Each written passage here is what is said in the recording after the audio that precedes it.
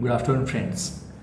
आज हम world suicide prevention day पर इसके सबसे महत्वपूर्ण पहलू सुसाइड रिस्क आइडेंटिफिकेशन के बारे में बात करेंगे।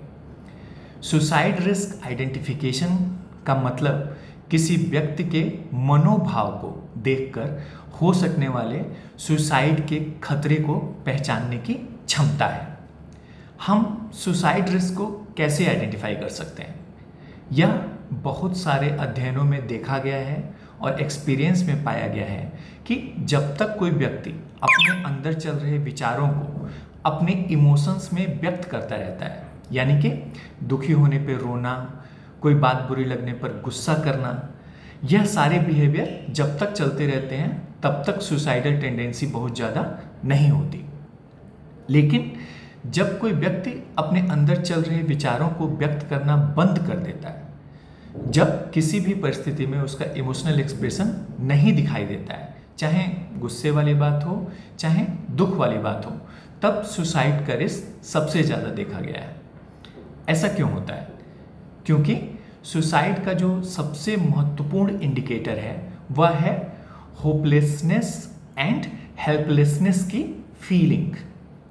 हेल्पलेसनेस की फीलिंग का मतलब यह होता है कि व्यक्ति को यह महसूस होना कि उसकी जीवन की समस्याओं से निकलने में कोई उसकी मदद नहीं कर सकता है, और होपलेसनेस का मतलब यह होता है कि अब फ्यूचर में भी उसके लिए कोई होप नहीं है, उसकी समस्या को सुलझाया नहीं जा सकता है।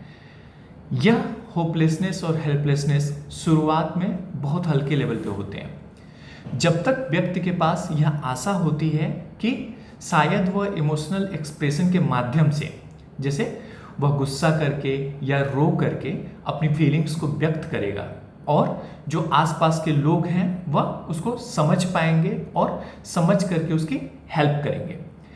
जब तक उसको इस बात की होप होती है कि उसको हेल्प मिलेगी तो तब तक उसका इमोशनल एक्सप्रेशन चलता रहता है। लेकिन जब उसके इस इमोशनल एक्सप्रेशन के बावजूद कहीं से कोई हेल्प नहीं मिलती है, तब उसकी यह हेल्पलेसनेस की फीलिंग और ज़्यादा बढ़ जाती है।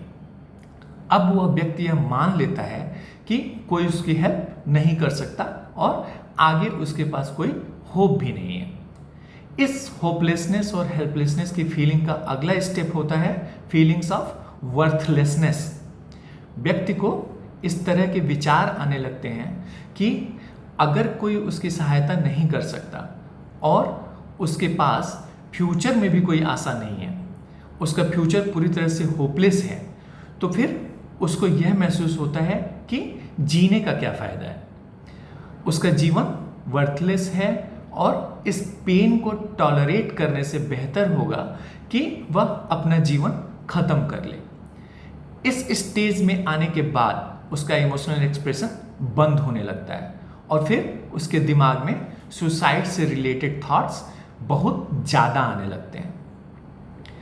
तो इसका मतलब यह है कि कोई व्यक्ति जब तक अपने आप को इमोशनली एक्सप्रेस कर रहा है, जब तक वह गुस्सा हो रहा है, दुखी हो रहा है, एजिटेट हो रहा है, तब तक सुसाइड रिस्क कम होता है। लेकिन ज्यों-ज्यों उसकी इमोशनल एक्सप्रेशंस कम होती जाती हैं, त्यों-त्यों सुसाइड का रिस्क बढ़ता जाता है।